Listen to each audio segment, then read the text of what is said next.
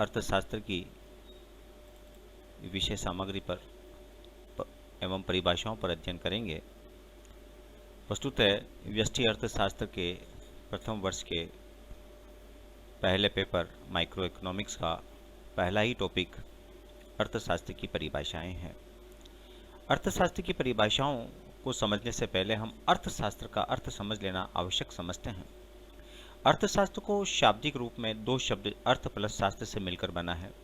अर्थ का संबंध धन से है, जबकि शास्त्र का संबंध ज्ञान की शाखा से है। इस प्रकार शाब्दिक अर्थ की बात करें तो शाब्दिक रूप में अर्थशास्त्र का अभिप्राय ज्ञान की उस शाखा से है जिसमें धन व धन संबंधी क्रियाओं का अध्ययन किया जाता है। वस्तुतः अर्थशास्त्र को आंग्ल भाषा अंग्रेजी में इकोनॉमिक्स कहते हैं। इकोनॉमिक्स भी दो शब्दों से मिलकर बना है। ग्रीक भाषा के शब्द इकोनॉमिक्स से मिलकर बना है। इकोस शब्द का अर्थ होम या घर से है, जबकि नॉमिक्स शब्द का अर्थ प्रबंध से है, मैनेजमेंट से है। इस प्रकार इकोनॉमिक्स का शाब्दिक अर्थ घर या परिवार के प्रबंध से है। वस्तुतः यह सत्य भी है कि इकोनॉमिक्स में एक ऐसे व्यवहार का अध्ययन किया जाता है, एक व्यक्ति अपने परिवार का किस प्रकार से प्रबंधन करे कि वह अच्छी तरीके से उसका पालन कर सके। इसी को लेकर जो है इसका इकोनॉमिक्स का अर्थ लिया गया है। जहाँ अर्थशास्त्र की परिभाषाओं की बात करें तो अर्थशास्त्र एक गतिशील विज्ञान है, इसीलिए शुरू से ही आज तक अर्थशास्त्र की परिभाषाओं में बड़ा विरोधाभास रहा है।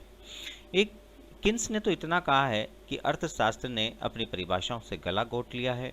वहीं बार्बर बुटर नाम के एक अर्थशास्त्री हुए हैं, उन्होंने इस बात को स्पष्ट किया है कि जहाँ 5 अर्थशास्त्री बैठते हैं वहाँ 6 परिभाषाएं निकलती है। फिर भी हमें समय और मांग के अनुसार अर्थशास्त्र को परिभाषित करना आवश्यक समझते हैं।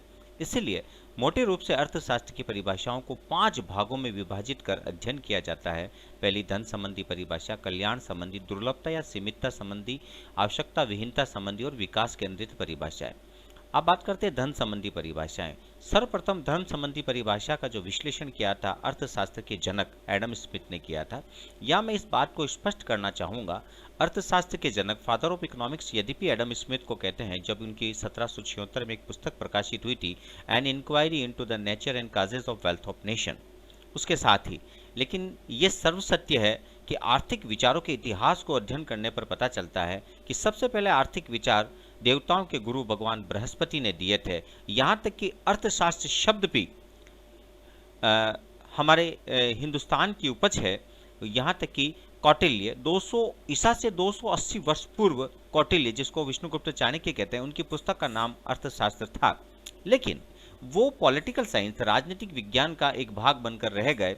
1776 के अंदर एडम स्मिथ ने ही, चूंकि उस समय की परिस्थितियां थी, पॉलिटिकल साइंस से अर्थशास्त्र को अलग किया। वणिकवादी समय था, धन का बड़ा प्रभाव था, इसीलिए उन पर धन का तो प्रभाव था ही, इसलिए उन्होंने अपनी पुस्तक का नाम राष्ट्रों के धन, वेल्थ ऑफ नेशन रखा और धन संबंधी परिभाषाएं देने का प्रयास किया। स्पष्टतः उन्होंने कहा है कि अर्थशास्त्र राष्ट्रों के धन के स्वरूप एवं कारणों की खोज है। उनके अनुयायी जो थे प्रोफेसर जेबी से, सीनियर मिल, इन्होंने भी अर्थशास्त्र को धन संबंधी परिभाषाओं के रूप में ही परिभाषित करने का प्रयास किया। जेबी से ने कहा था कि अर्थशास्त्र वह विज्ञान है जो धन का अध्ययन करता है। नासो विलियम सीनियर जो है, उन्होंने भी राजनीतिक अर्थशास्त्र का अध्ययन, चूंकि मैंने बताया था कि उस समय तक राजनीतिक विज्ञान का ही भाग था अर्थशास्त्र, इसलिए उन्होंने भी इसी बात को प्रस्तुत किया कि राजनीतिक अर्थशास्त्र का अध्ययन विषय सुख नहीं वरन धन है। वॉकर ने भी इस बात का कहा है कि राजनीतिक अर्थशास्त्र ज्ञान के उस भाग का अध्ययन करता है जिसका संबंध धन से होता है। लेकिन इन परिभाषाओं में बहुत ही कमियां थी। इन कमियों की वजह से इनकी अनेक आलोचनाएं हुई।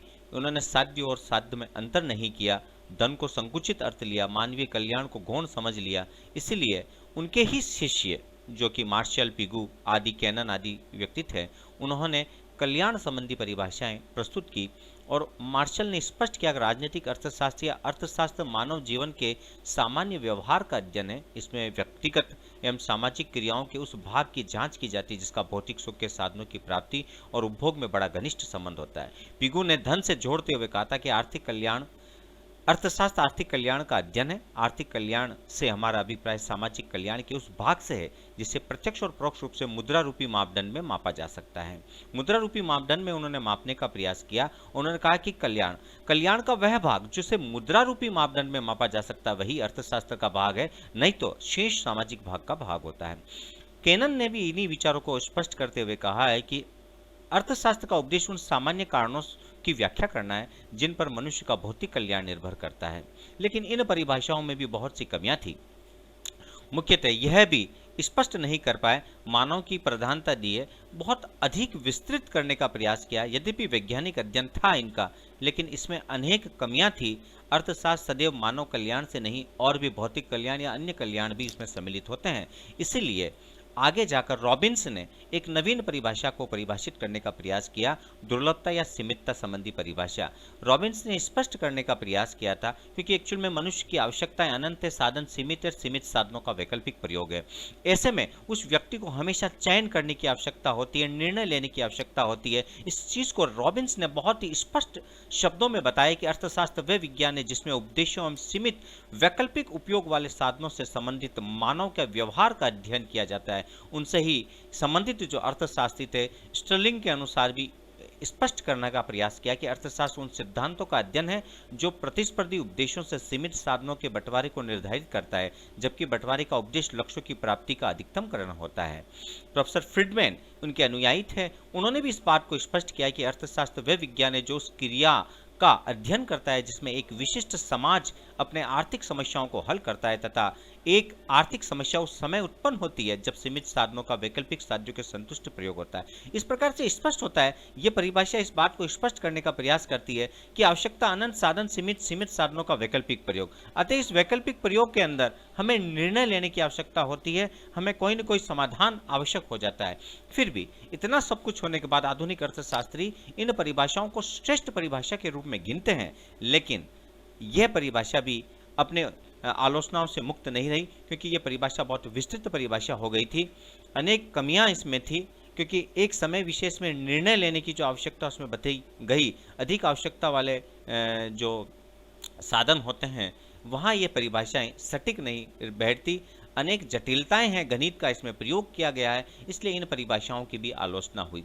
बाद में जाकर चौथी जो परिभाषाएं हम लेते हैं वो आवश्यकता विहीनता संबंधी परिभाषा है। आवश्यकता विहीनता संबंधी परिभाषा हमारे भारतीय अर्थशास्त्री प्रोफेसर जे.के. मेहता ने प्रस्तुत की थी। जे.के. मेहता इलाहाबाद विश्वविद्यालय के अर्थशास्त्री थे, जिन पर महात्मा गांधी का बहुत प्रभाव था तथा भारतीय दर्शन का प्रभाव था।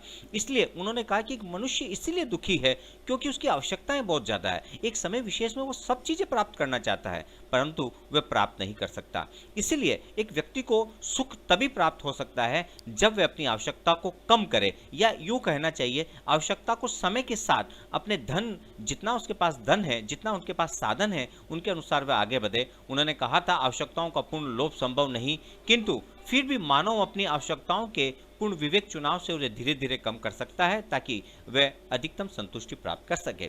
महात्मा गांधी ने भी ऐसे ही विचार रखे थे। मानव मस्तिष्क एक धैर्यवान चिड़िया के समान है, वह जितना अधिक पाती है उससे और अधिक पाना चाहती है, फिर भी अंततः असंतुष्टि रहती है। यही कारण था कि हमारा भारतीय दर्शन इस बात को स्पष्ट करता है कि आवश्यकताएं अनंत है, व्यक्ति जितना प्राप्त करना चाहेगा प्राप्त करता ही जाएगा, और यही उसके दुख का कारण है। इसलिए आवश्यकताओं को कम करना चाहिए। लेकिन आधुनिक अर्थशास्त्री इसकी बड़ी आलोचना करते हैं, क्योंकि आवश्यकता आविष्कार की जननी है। व्यक्ति अपनी आवश्यकताओं को कम कर देगा तो आविष्कार होना खत्म हो जाएंगे। इसीलिए इनकी आलोचनाएं हुई। तत्पश्चात आधुनिक परिभाषाएं प्रारंभ हुई, और आधुनिक परिभाषाओं के जो अर्थशास्त्री है के.जी. सेठ ने स्पष्ट किया है कि अर्थशास्त्र उन मानवीय आचरण का अध्ययन करता है जिसका संबंध साध्यों के संदर्भ में साधनों के परिवर्तन एवं विकास से संबंधित है। आज वर्तमान में विकास और विकसित अर्थव्यवस्थाओं को लेकर आधुनिक परिभाषाएं दी जाती है। अपने सीमित साधनों के माध्यम से इन परिभाषाओं को स्पष्ट करने का प्रयास किया जाता है। प्रोफेसर बैनहम ने भी लिखा है कि लोग निरंतर ये निर्णय करते रहते हैं कि वे अपने समय, शक्ति और अपनी संपत्ति का उपयोग कैसे करें, अपना द्रव्य कैसे व्यय करें। यही अर्थशास्त्र की विषय सामग्री है। प्रोफेसर जो फ्रीडमैन है, उन्होंने इस बात को स्पष्ट किया कि अर्थशास्त्र इस बात का विज्ञान है कि एक विशेष समाज अपनी आर्थिक समस्याएं कैसे हल कर सकता है। एक आर्थिक समय उस विद्यमान होता है, जबकि दुर्लभ साधन वैकल्पिक साधनों की पूर्ति में लगाए जाते हैं। ये साधन दुर्लभ ना हो तो समस्या ही नहीं होगी, यह स्थिति निर्वहन मुक्ति की ओर होगी। यही साधन दुर्लभ और साध्य केवल एक ही हो, सांसों के उपयोग की प्रौद्योगिकी है। कुल मिला के स्पष्टता यह है कि हम अपने सीमित साधनों से अधिकतम उपयोग कैसे कर सकते हैं, एक उपभोक्ता अपने अधिकतम संतुष्टि कैसे प्राप्त कर सकता है, यही अर्थशास्त्र की विशेष सामग्री वर्तमान में रह गई है। इस प्रकार से प्रायोगिक अर्थशास्त्र को लेकर वर्तमान में अर्थशास्त्र की परिभाषाओं को मुख्यतः 5 भागों में विभाजित कर हम अध्ययन करने का प्रयास करते हैं। थैंक यू, धन्यवाद, फिर हम मिलेंगे।